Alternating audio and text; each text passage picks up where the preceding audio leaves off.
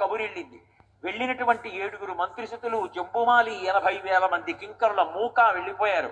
అవతల 1000 స్తంభాల మంటపం పడిపోయింది, దాన్ని కూడా కాల్చేశారు.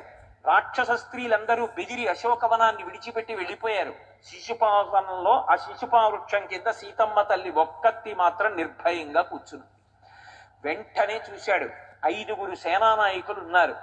సవిరూపాక్ష యూపాక్షౌ దుర్ధరం చైవనాయకం ప్రహసం భాసకర్ణంచ పంచసేనాగ్రనాయకాన్ అని విరూపాక్షుడు, యూపాక్షుడు, దుర్ధరుడు, ప్రహసుడు, భాసకర్ణుడు అని పేర్లు వాళ్ళకి. ఈ 5 కూడా కొన్ని వేల సైన్యాన్ని వెంట పెట్టుకుని వచ్చారు.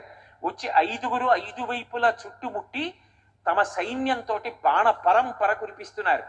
చూశారు, వీళ్లతో యుద్ధం చేయడం పెద్ద కష్టమే ఉందనుకున్నారు. అనుకుని ఒక్కసారి మళ్ళీ ఆకాశంలోకి వెళ్ళిపోయారు. వెళ్ళిపోయి తత సముదితాష్టాశ్వం రథం భగ్నాక్షకూబరం విహాయ న్యపతద్భూమౌ దుర్ధరం చక్తజీవిత. ఆ పైనుంచి కింద పడుతూ పడుతూ అరిచేత్తో రథం మీద కొట్టారు. కొట్టేటప్పటికి దుర్ధరుని యొక్క రథము, గుర్రాలు, నొసలు, దుర్ధరుడు అందరూ కూడా ముద్దయిపోయి పడిపోయారు. అక్కడతో దుర్ధరుడు అయిపోయాడు. ససాల వృక్షమాసాద్య సముత్పాట వానర తావుభౌ రాక్షసం వీరౌ జఘాన పవనాత్మజ. ఒక పెద్ద సాల వృక్షాన్ని చూశారు, మద్ది చెట్టు. ఆ మద్ది చెట్టు మొదలు పట్టుకుని పెకలించారు. దాన్ని గిర్ర తిప్పి ఎదురుగుండా పరిగెత్తుకుంటూ వచ్చి బాణాలు వేస్తున్నటువంటి విరూపాక్షుడు, యూపాక్షుడు అనేటటువంటి రాక్షసుల మీద విసిరారు. మద్ది చెట్టు యొక్క దెబ్బకి ఎముకలు విరిగిపోయి గుజ్జుయిపోయి 2 రాక్షసులు పడిపోయారు. మిగిలిపోయినటువంటి వాళ్ళు విరూపాక్షుడు, యూపాక్షుడు, దుర్ధరుడు మరణించారు. ప్రహసుడు, భాసకర్ణుడు మిగిలారు. వాళ్ళిద్దరూ బాణాలు పట్టుకుని ఆయన మీద ప్రయోగిస్తూ వస్తున్నారు. చూశారు. చూసి ఒక్కసారి సముత్పాటగిరే శృంగం సమ్మృగం జ్ఞానపాదపం జఘాన హనుమాన్ వీరో జఘాన పవనాత్మజ. అక్కడ ఉండేటటువంటి ఒక పర్వత శిఖరం, అది అనేకమైనటువంటి మృగాలతోటి, పాములతోటి ఉంది. భీమ విక్రమంతో మేరుమందర సంకాచో భవౌదిత్తానలప్రభ. మేరు పర్వతం అంత పెద్ద శరీరాన్ని పెంచారు. పెంచి ఆ పర్వత శిఖరాన్ని పైకి ఎత్తేశారు ఇలా చేత్తో. అది పాములతోటి, క్రూరమృగాలతోటి, గుహలతోటి, చెట్లతోటి ఉంది. ఆ పర్వత శిఖరాన్ని పైకెత్తి ఒక రాతిని విసిరినట్టుగా విసిరారు. అది వెళ్ళి 2 రాక్షసుల మీద పడి 2 రాక్షసుల యొక్క శరీరములు భగ్నములైపోయి కింద పడిపోయారు. అక్కడ మహర్షి ఒక మాట అంటారు, హతైర్నాగైశ్చ తురగై భగ్నాక్షైశ్చ మహోరథై హతైశ్చ రాక్షసైర్భూమి రుద్ధమార్గా సమంతతః అంటారు. ఆ అశోకవనం అప్పటి వరకు సర్వఋతువులలో పువ్వులు పూసేటటువంటి చెట్లతోటి, కాయలు కాసి పళ్ళు పండేటటువంటి చెట్లతోటి అత్యంత శోభతో విలసిల్లేటటువంటి ప్రదేశం.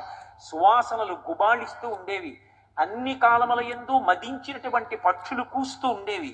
అంత సౌందర్యవంతంగా ఉండేటటువంటి ఆ ప్రమదావనంలో, అశోకవనంలో హనుమ భంజించిన తరువాత ఎంత విచిత్రమైనటువంటి పరిస్థితి ఏర్పడిందంటే, ఎక్కడ చూసినా తొండాలు తెగిపోయి, కాళ్ళు తెగిపోయి, కడుపులు పగిలిపోయినటువంటి కొన్ని లక్షల ఏనుగులు, నేల మీద పడిపోయి మరణించి నెత్తురోడుతున్నటువంటి గుర్రాలు, కోట్ల సైన్యం. అప్పటికంత సైన్యాన్ని పడగొట్టేశారు. అంత సైన్యం, అంతమంది వీరులు, అన్ని రథాలు అన్నిటితో నిండిపోయి ఎక్కడ చూసినా మాంసము నెత్తురు, మాంసము నెత్తురు. భూమి అంతా నిండిపోయింది. మళ్ళీ ఆ తోరణం మీదకి ఎక్కి కూర్చున్నారు. ఈసారి చూశాడు, 80,000 మంది కింకరుల మూక మడిసిపోయారు. జంబుమాలి మడిసిపోయాడు. ఆ పైన 7 మంత్రిసిద్ధులు మడిసిపోయారు.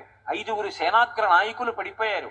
ఈసారి సామాన్యుణ్ణి పంపకూడదు, సరి అయినటువంటి వాణ్ణి పంపించాలనుకున్నారు. సభనంతటిని కలయ తిరిగి చూశాడు. తన కామం కోసం తాను ఎంత నీచానికి దిగజారిపోతాడు అనడం చెప్పకుండా చెప్పడం సుందరకాండ. తన కుమారుడు అక్షకుమారుడి వంక చూశాడు. యజ్ఞం చేస్తున్నప్పుడు అగ్నిహోత్రం ఎలా లేస్తుందో అంత ఉత్సాహంగా లేచాడు. చాలా చిన్నపిల్లవాడు అక్షకుమారుడు. వెంటనే బంగారు కవచం కట్టుకుని ఉన్నాడు. పిల్లవాడే కానీ యుద్ధంలో సాటి లేని మహావీరుడు. నాన్నగారు నన్ను నమ్మండి, నేను ఆ హరివీరుణ్ణి తప్పకుండా పట్టుకుంటానని ప్రతిజ్ఞ చేశాడు. రథం ఎక్కి వెనక కొన్ని అక్షౌహిణీల సైన్యాన్ని తీసుకుని అశోకవనంలోకి బయలుదేరాడు. చూశారు, ఎంత గొప్ప యుద్ధం చేశాడంటే అక్షకుమారుడు, హనుమంతటి వారు ఆ బాణ పరంపరలోంచి తప్పుకోవడం కష్టమైంది. ఆకాశంలోకి ఎగిరిపోయినా కూడా ఎన్ని బాణాలు ప్రయోగించాడంటే పెద్ద శరీరంతో ఉంటే తప్పుకోవడం కుదరక బహుసూక్ష్మ శరీరంతో ఆ బాణాల మధ్య తిరిగారు. ఇక అగ్నిహోత్రం పెరుగుతూ ఉంటే చూడ్డానికి ముద్దుగా ఉందని ఉపేక్షిస్తే ఇల్లు కాల్చేస్తుంది. ముదుసలి ఇంటి దీపమని ముద్దుడు మూర్ఖుడు కాడు అంటాడు రామరాయలు. మా ఇంటి దీపం ఎంత ముద్దుగా ఉందో అని ముద్దు పెట్టుకుంటే మూతి కాలిపోతుంది.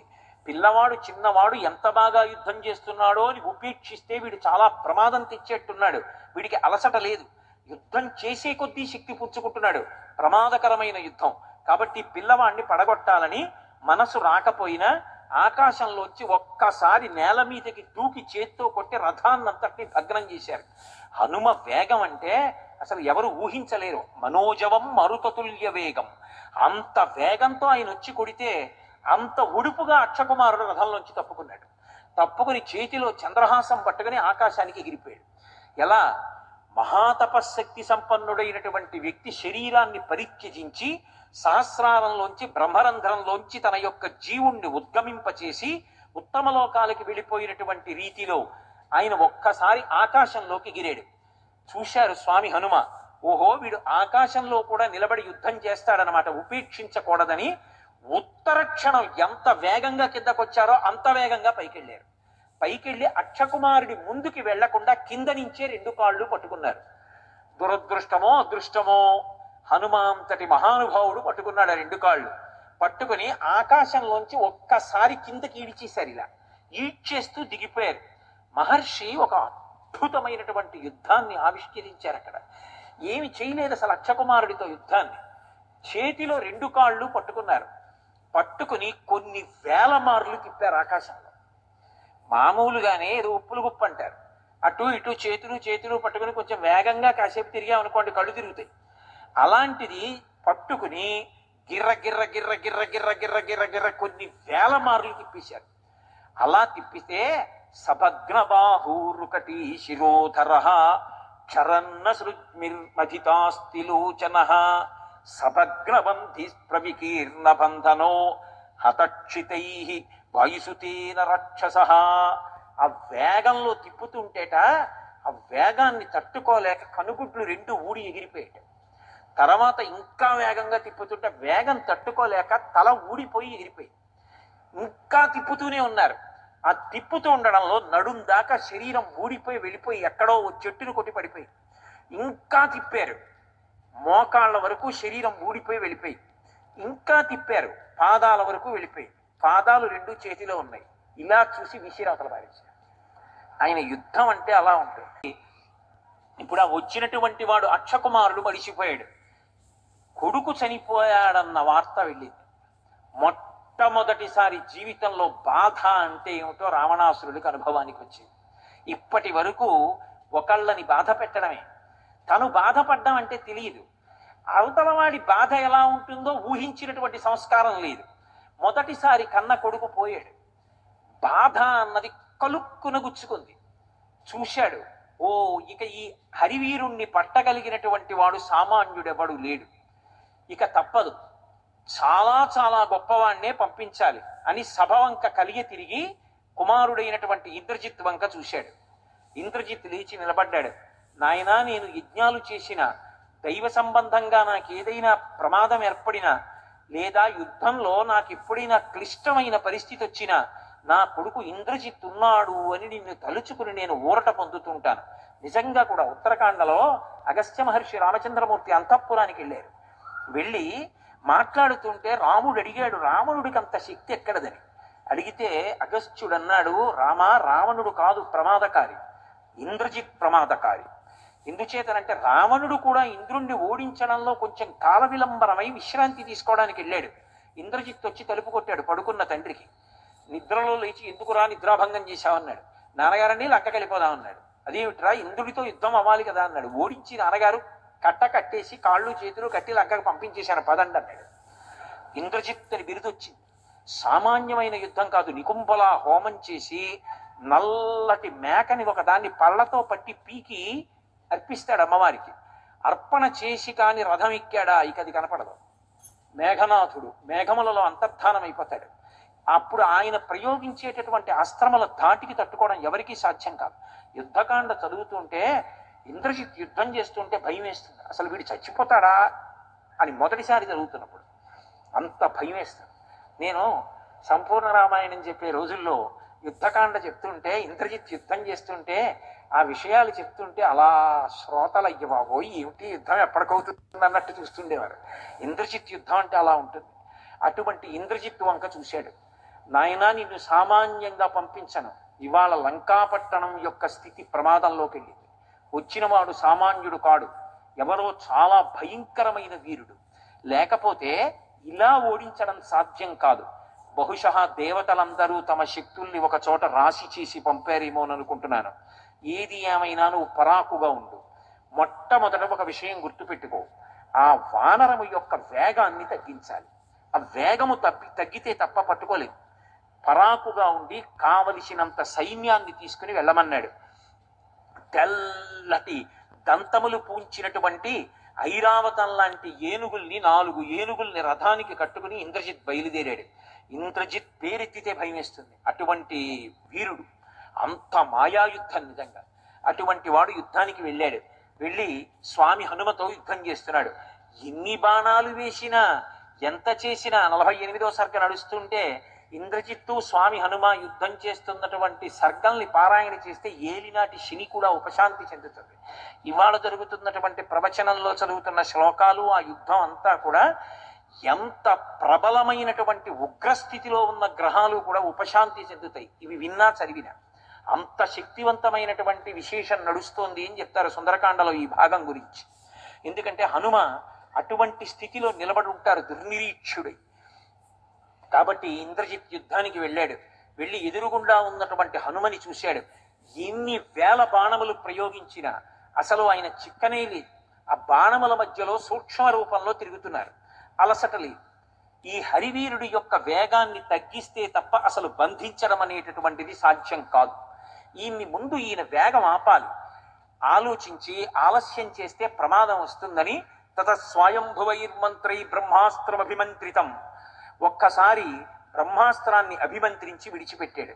బ్రహ్మాస్త్రం వెళ్ళి స్వామి హనుమని పట్టుకుంది.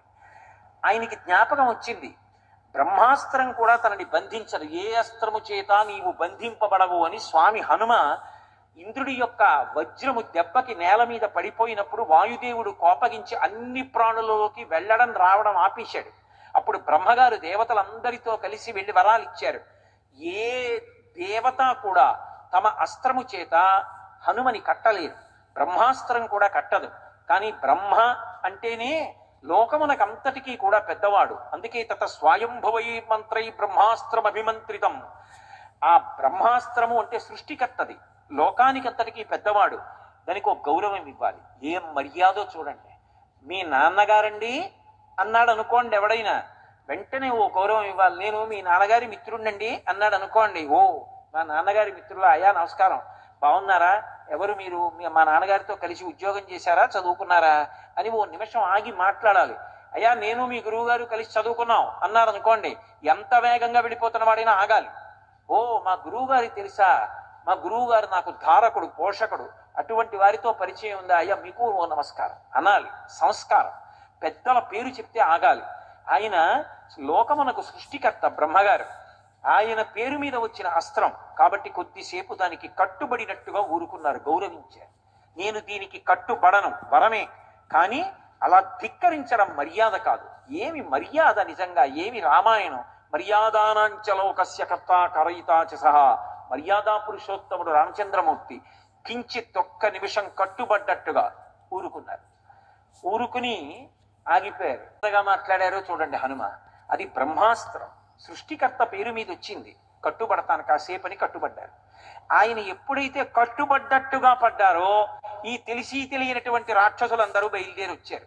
వచ్చి గబగబా నార తీసుకొచ్చారు, నారతాడు తీసుకొచ్చారు, చెట్టు పట్టలు తీసుకొచ్చారు, ఆయన్ని కట్టేశారు గబగబా. సబద్ధ స్త్రేణ విల్కేణ విముక్తో స్త్రేణ వీర్యవాన్ అస్త్రబంధస్య జాన్యం హీ నబంధం అనువర్తది. బ్రహ్మాస్త్రం అంటే దానికి ఒక గౌరవం ఉంటుంది. అది కట్టిన వాళ్ళని తీసుకొచ్చి ఇంకో దాంతో కట్టారనుకోండి, అది వదిలేస్తుంది. కాబట్టి అది వదిలిపెట్టేసి. ఇప్పుడు ఒక ప్రమాదం వచ్చింది. ఇంద్రజిత్తుకి తెలుసు ధనుర్వేదం.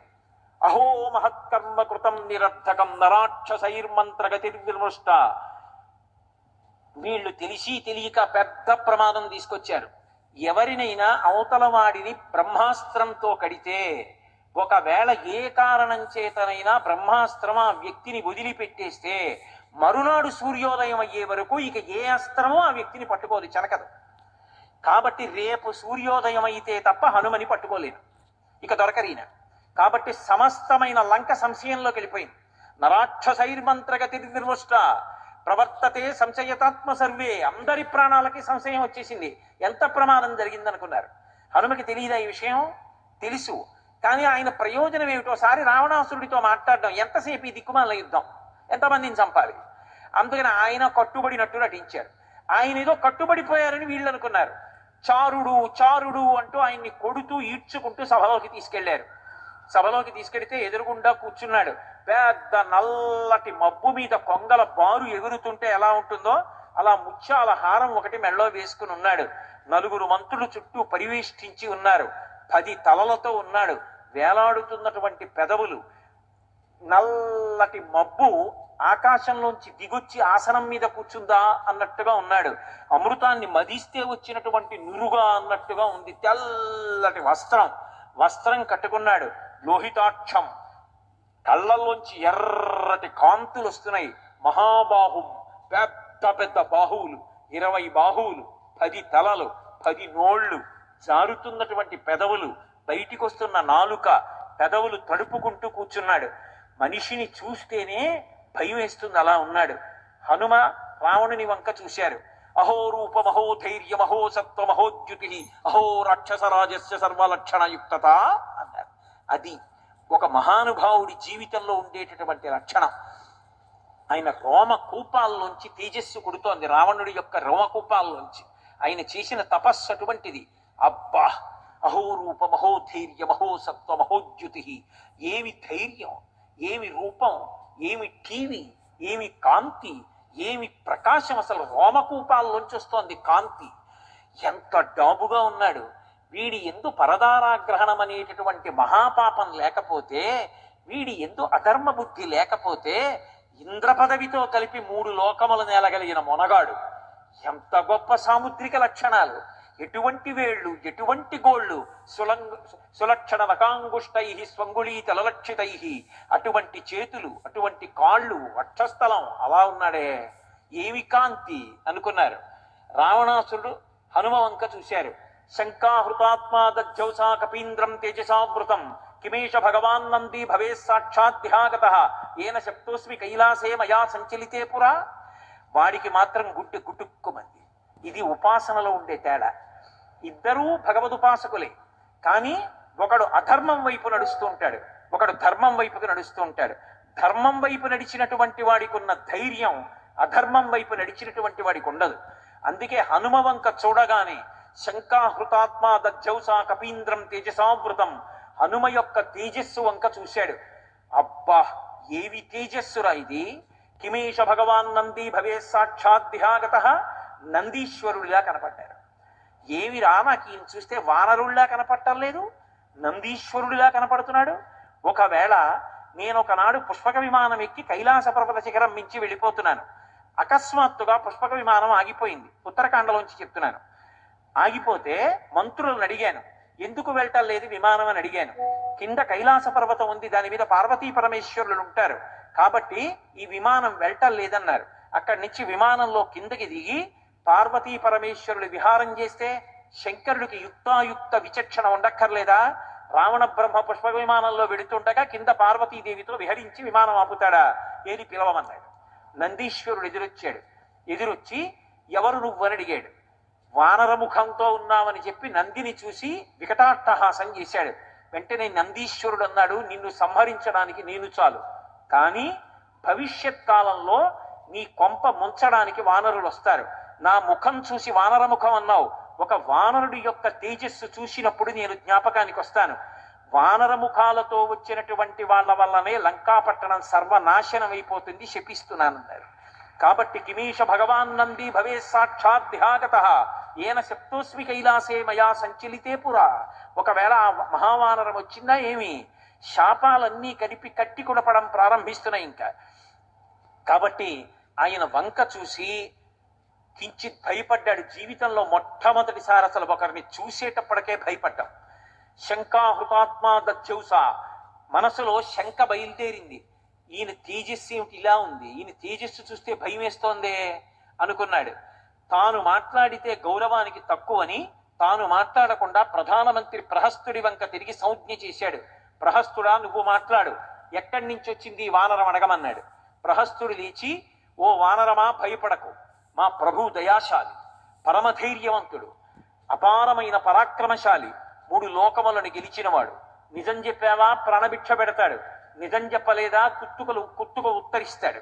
నువ్వు అగ్నిహోత్రుడి పనుపున వచ్చావా, దేవేంద్రుడి పనుపున వచ్చావా, రాముడి పనుపున వచ్చావా, శ్రీ మహావిష్ణువు పనుపున వచ్చావా, ఎవరి పనుపున వచ్చావు, ఎవరి దూతవి, ఎందుకు వచ్చావు, మా ప్రభువుకి అత్యంత ప్రీతిపాత్రమైనటువంటి ప్రమదావనాన్ని ఎందుకు భంజించావు, ఆయన కామించిన సీతమ్మతో ఏం మాట్లాడావు, ఎందుకు మాట్లాడావు, ఏం చేశావు, అన్నీ కూడా నిజం చెప్పు.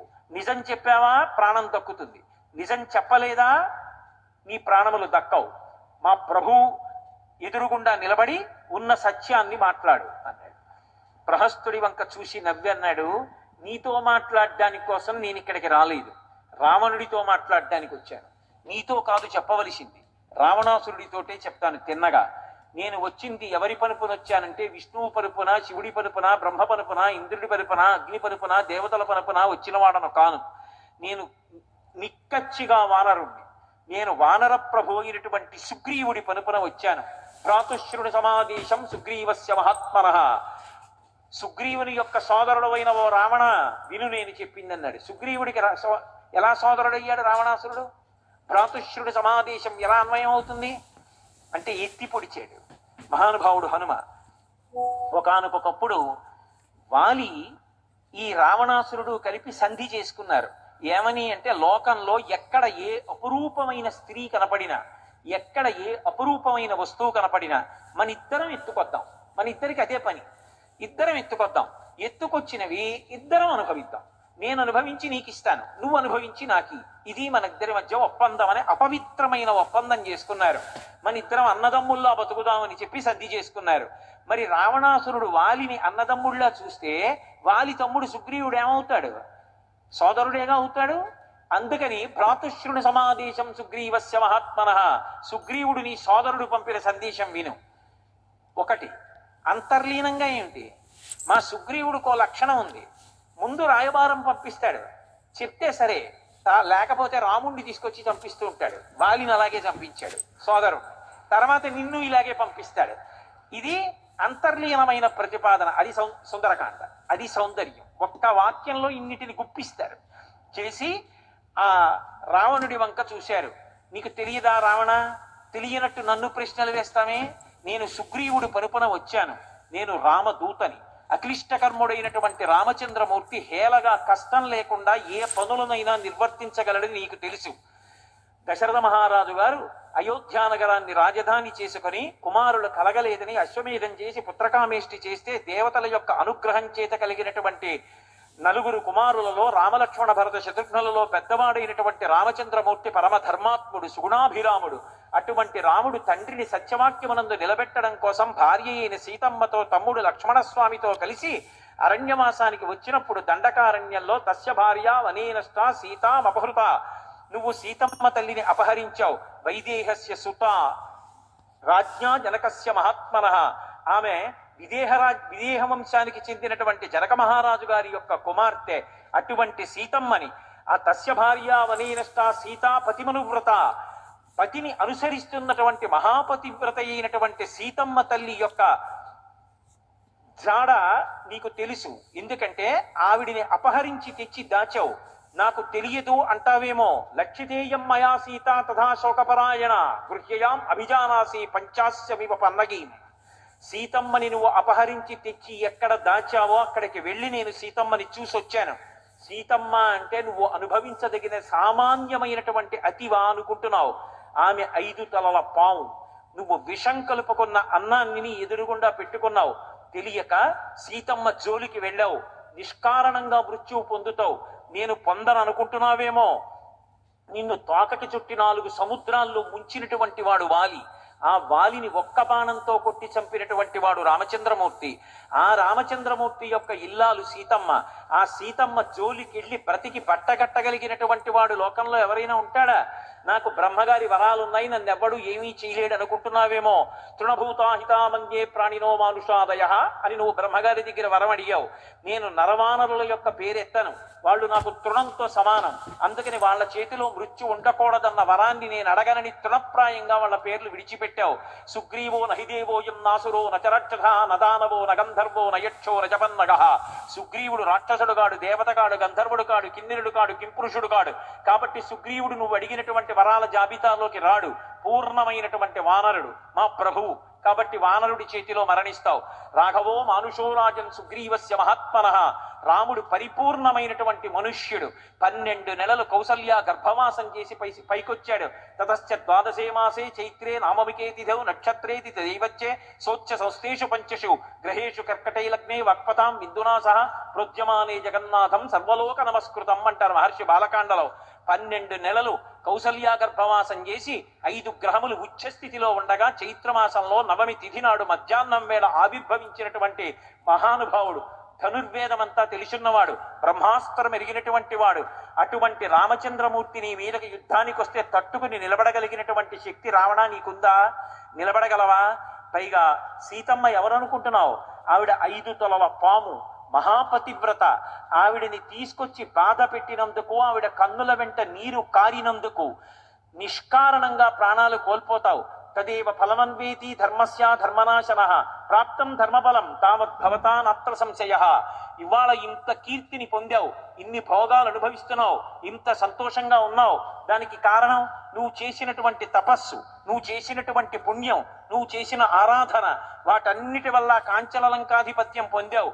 ఇంతమంది భార్యలతో రమించావు, ఇంతమంది పరివారానికి నాయకుడు అయ్యావు, ఇంత రాజ్యాన్ని పరిపాలన చేశావు. కానీ ఇవాళ నువ్వు చేసినటువంటి అధర్మం కూడా ఫలితం ఇవ్వడం ప్రారంభం చేసింది.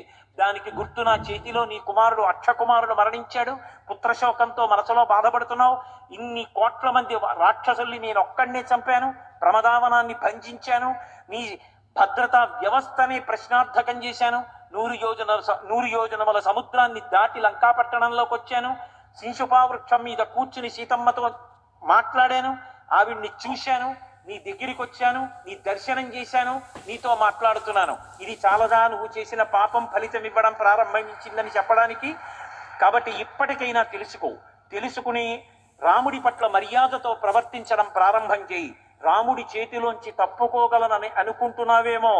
రాముడు ఎవరినైనా చంపేస్తానని అన్నాడా? బ్రహ్మా స్వయంభూశ్చతురాననోవా ఇంద్రో సురేంద్రో సురనాయకోవా రుద్రో స్త్రినేస్త్ర త్రిపురాంతకోవా త్రాతం నశక్త ఇది రామవధ్యం. 3 మాటలు వేసి విశేషణాలు చెప్పారు. బ్రహ్మా స్వయంభూశ్చతురాననోవా, చతుర్ముఖ బ్రహ్మ కావచ్చు, స్వయంభూ కావచ్చు, 4 ముఖాలున్నవాడు కావచ్చు.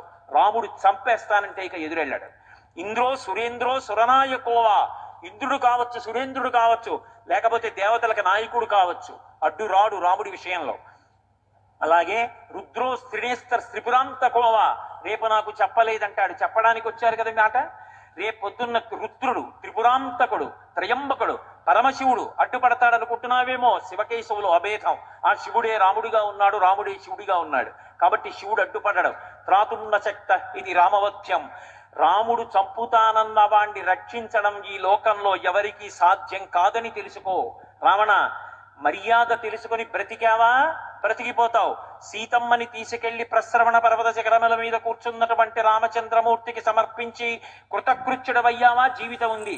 లేదా నీ సర్వ సైన్యములతో పుత్ర మిత్ర కళత్రాదులతో మడిసిపోతావు. ఏది కావాలో ఎంచుకో.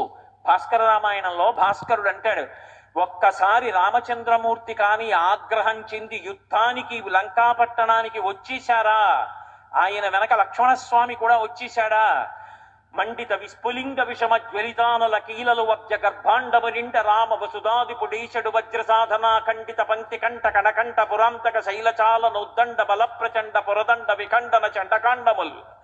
ఆ రామచంద్రమూర్తి లక్ష్మణస్వామి వచ్చి బంగారు ధనస్సు చేతిలో పట్టుకుని వింటినారిని ఒక్కసారి సారించి బంగారు బాణములను అక్షయబాణ తూణీరంలోంచి సంధించి రామనామాంకితమైన బాణములను విడిచిపెడితే లంకాపట్టణం అంతా అగ్నిహోత్రంతో మిరుపులతో వచ్చి బాణాలు పడిపోతే ఆ రోజున రావణా నిన్ను రక్షించగలిగిన వాడు ఉండడు. నా అంత వాణ్ణి నేనంటున్నావు. చరణాగ్రమణ నీ భుజాదర్పమడచిన ధూర్జటి విలులీల త్రుంచివైచే వాలపాశంబున పడి నిన్ను కట్టిన వాలి నొక్కమ్మున కులవేసే అని నిన్ను జరగొన్న అర్జును పొరిగొన్న పరశురాముని ఆజి భంగపరచే కడిమియొక్కట కరదూషణాదుల 14,000 బారిసమరే అమ్మహాధనుర్ధరునకిగ్గాచరించి హరిహర బ్రహ్మ చక్రాదులైన అతని భయత నిర్ఘాత సంఘాత పాత శాత బాణ ఘాత హతులు కాక బ్రతుకగలరే. ఏమనుకుంటున్నావు రామచంద్రమూర్తి అంటే? చరణాగ్రమున నీ భుజాదర్పమడచిన ధూర్జటి విలు లీల త్రుంచివైచే. ఒకనొక నాడు కైలాస పర్వతాన్ని కదిపేస్తాను, పార్వతీ పరమేశ్వరుడు ఏకాంత విహారంలో ఉండి నా విమానం ఆపారని నువ్వు 20 చేతులు కైలాస పర్వతం కింద పెట్టి కదిపే ప్రయత్నం చేస్తే ఎవడు రా నీచుడు పర్వతాన్ని కదుపుతున్నాడని కాలి బొటన వేలితో నొక్కాడు. 20 చేతులు దాని కింద ఉండిపోతే నువ్వు కొన్ని సంవత్సరముల పాటు ఘన జటా చెప్తూ సామగానం చేశావు పరమశివుడి మీద. నువ్వు చేసినటువంటి రవానికి నీ ఏడుపు 3 లోకాలు తల్లడిల్లిపోయింది. రావణా అని పిలిచి శివుడు బొటన వేలు ఎత్తాడు. బొటన వేలుతో తొక్కితే ఏడిచావు పరమశివుడు తొక్కినందుకు. అటువంటి పరమశివుడి ధనస్సుని హేళగా విరిచినటువంటి వాడు రామచంద్రమూర్తి. రాముడితో నిలబడగలవా? చరణాగ్రమణ నీ భుజాదర్పమడచిన ధూర్జటి విలులీల త్రుంచివైచే వాలపాశంబున పడి నిన్ను కట్టిన వాలి నొక్కమ్మున కులవేసే. ఒక రోజున వాలి సంధ్యావందనం చేసుకోవడానికి వెళ్ళి 4 సముద్రాల దగ్గర అర్ఘ్యం ఇచ్చేవాడు. ఒక సముద్రం దగ్గరికి వెళ్ళి అర్ఘ్యం ఇస్తుంటే వెనక నుంచి వెళ్ళి నువ్వు ఏదో ఇబ్బంది పెట్టావు, ఎవడు రా 10 తలల పురుగు ఇబ్బంది పెడుతున్నాడని తోకతో చుట్టి వాలి ఆయన సంధ్యావందనం చేసుకుంటున్నంతసేపు సముద్ర జలాల్లో నిన్ను ముంచాడు. ఊపిరి కోసం నువ్వు కొట్టుకుంటూ ఉంటే తోకతో పైకెత్తేవాడు, మళ్ళీ ఊపిరి అందగానే మళ్ళీ నీళ్లలో ముంచేవాడు. ఇలా 4 సముద్రాల్లో ముంచి సంధ్యావందనం అయిపోయిన తర్వాత ఇంటికి పట్టుకెళ్ళి అంతఃపురంలో కింద పారేసి భార్యని పిలిచి తాగడానికి పాలిమ్మని 10 తలల పురుగా ఎవరు రా నువ్వు అని అడిగాడు నిన్ను. అలా నిన్ను 4 సముద్రాల్లో ముంచి ఎత్తి తీసుకెళ్లినటువంటి వాలిని ఒక్క బాణంతో కొట్టినవాడు రామచంద్రమూర్తి. కాబట్టి వాలినొక్కమ్మున కులవేసి అని నిన్ను జరగొన్న అర్జుని పురిగొన్న పరశురాముని ఆది భంగపరచి. ఒకానొకప్పుడు నర్మదా నదీ తీరంలో శివలింగాన్ని పెట్టి అభిషేకం చేస్తున్నాడు రావణాసురుడు. పుష్పాలతో పూజ చేస్తున్నాడు.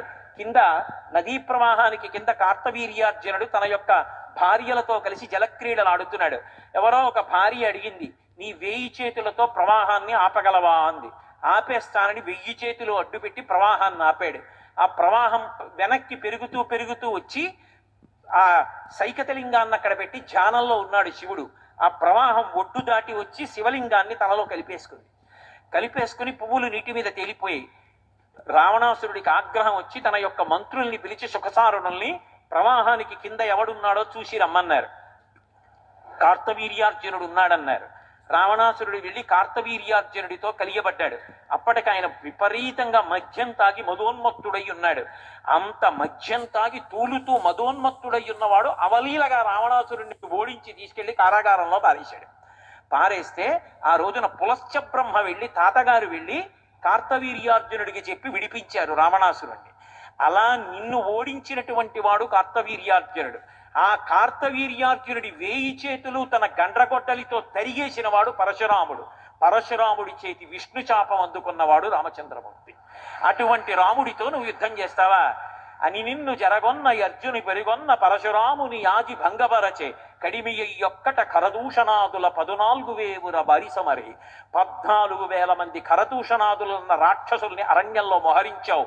రాముడు ఒక్కడే లక్ష్మణస్వామిని పిలిచి ఇంకొక మాట మాట్లాడుకు, నా మీద ఒట్టన్నాడు. అన్నయ్య నేను వస్తా అంటాడేమోనని సీతమ్మని తీసుకుని పర్వత గుహలోకి వెళ్ళిపోయి ఇవాళ చూడు రాముడు యుద్ధం ఏమిటో అన్నాడు.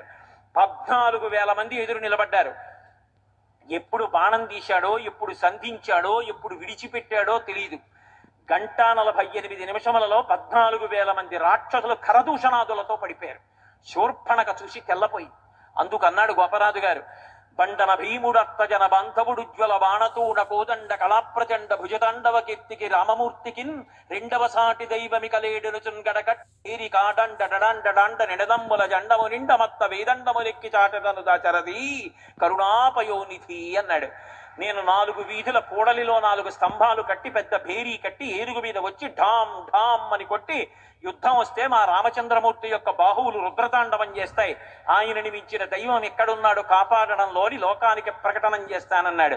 అటువంటి రామచంద్రమూర్తి కరదూషణాదుల 14,000 బారిసమరే అట్టి మహాధనుర్ధరునకిగ్గాచరించి హరిహర బ్రహ్మాదులైన ఎదురుగుండా నిలబడగలిగినటువంటి శక్తులు కారు.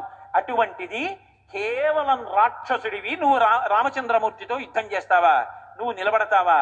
నీకు సాధ్యమా? హరిహర బ్రహ్మ చక్రాదులైన అతని భయత నిర్ఘాత సంఘాత పాత చాత బాణ గాత హతులు కాక బ్రతుకగలరే? ఎవరైనా ఆయన ముందు నిలబడగలరా? అయినా రావణ, నిన్ను చంపడానికి రాముడు రావడం ఎందుకురా?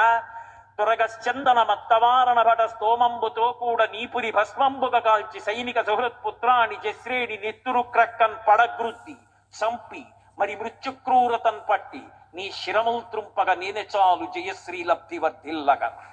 ఏమిటో అనుకుంటున్నావు సీతమ్మ అంటే? నీ 10 తలలు గిల్లేస్తాను రావణ, నా అరిచేతులతో మర్దించి చంపేస్తాను కోట్ల సైన్యాన్ని, ఒక ఏనుగు ఒక గుర్రం మిగలదు, లంక కాల్చేస్తానేమనుకుంటున్నావు? నేను ఒక్కడనే చాలు, దానికి రాముడు ఎందుకురా? తురగశ్చందన మత్తమారణ భట స్తోమంబుతో కూడా నీపురి భస్మంబుగ కాల్చి సైనిక సుహృత్పుత్రాన్ని జశ్రేణి నెత్తురు క్రక్కన్ పడగృద్ది చంపి మరి మృత్యుక్రూరతన్ పట్టి నీ శిరములు త్రుంపగా నేనే చాలు జయశ్రీ లబ్ధి వర్ధిల్లగన్. నీ కంఠర్పిత కాలపాశము శిరో నిర్ఘాత పాతంబు లంకౌక సంచయ కాళరాత్రి కళభద్రో దగ్గ కాళాహి కన్యాగారాగత మృత్యువున్ జనక కన్యన్వేగ నొప్పించి లోకైకత్రాణుని రామునింకనము నీకా బుద్ధి కాకుండినన్ సీతారాముల కోపానల స్పీత శిఖలు లంకాభూతవ్రాతము భస్మీభూతముగా చేయునను పొడమిన కింకన్. ఏమనుకుంటున్నావో రావణ? నువ్వు తెచ్చి సీతమ్మని నువ్వు అనుభవించదగిన వస్తువు అనుకుంటున్నావు. సీతమ్మ అంటే ఎవరనుకుంటున్నావు? నీ కంఠానికి నువ్వు తగిలించుకున్నటువంటి కాల సర్పం, నువ్వు తాగబోతున్నటువంటి విషం, నీ నెత్తి మీద పడుతున్నటువంటి పిడుగు. రామచంద్రమూర్తే తలుచుకుని లక్ష్మణస్వామితో కలిసి వస్తే నిలబడలేవని తెలుసుకో. మాదృశాని విసృష్టాని సహస్రాణి మహాత్మనాం ఆగమిష్యతి సుగ్రీవ సర్వేషాం ఓరిషూధన నేయమస్తి పురీం లంకా నయూయం నచరాక్షస యస్మాదిక్ష్వాకునాథేన బద్ధం వైరం మహాత్మన.